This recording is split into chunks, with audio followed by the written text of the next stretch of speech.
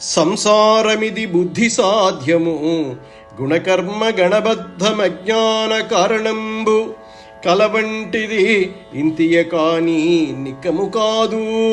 సర్వార్థములు మనశ్శంభవములు స్వప్న జాగరములు సమములు గుణశూన్యుడగు పరమునికి గుణాశ్రయమున భవ వినాశంబులు వాటిల్లినట్లుండు పట్టి చూచిన లేవు బాలులారా.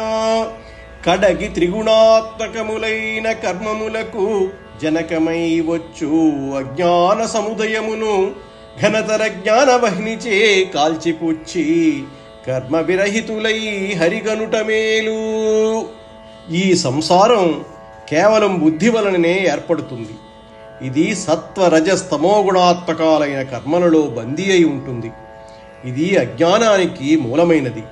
ఈ సంసారం కేవలము స్వప్నం వంటిది, ఎంతమాత్రమూ నిజము కాదు. సకల కాంక్షలు మనస్సులోనే జన్మిస్తాయి. స్వప్నం మెలకువ ఈ రెండింటికి తేడాయే లేదు. పరమాత్మ గుణాలకు అతీతుడు అయినా గుణాలను ఆశ్రయించి ఆయన కూడా జననం మరణం పొందుతున్నట్లు అనిపిస్తుంది. కానీ ఆలోచించి చూస్తే పరమాత్మకు జనన మరణాలు లేవు. త్రిగుణాల వల్ల ఆవిర్భవించే ఆయా కర్మలకు కారణమైన మనలోని అజ్ఞానాన్ని జ్ఞానం అనే అగ్నితో కాల్చివేయాలి. ఆ విధమైన నిస్వార్థమైన మనస్సుతో కమలాక్షుణ్ణి కనుగొనడం మంచిది.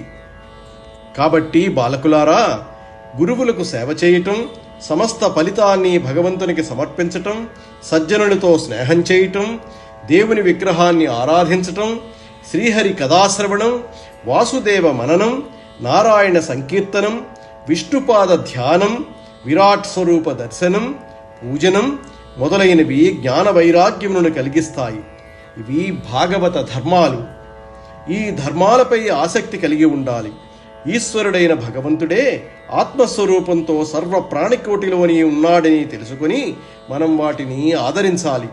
కామం, క్రోధం, లోభం, మోహం, మదం, ఆత్సర్యం అను వాటిని జయించి ఇంద్రియ చాపల్యాన్ని అరికట్టాలి.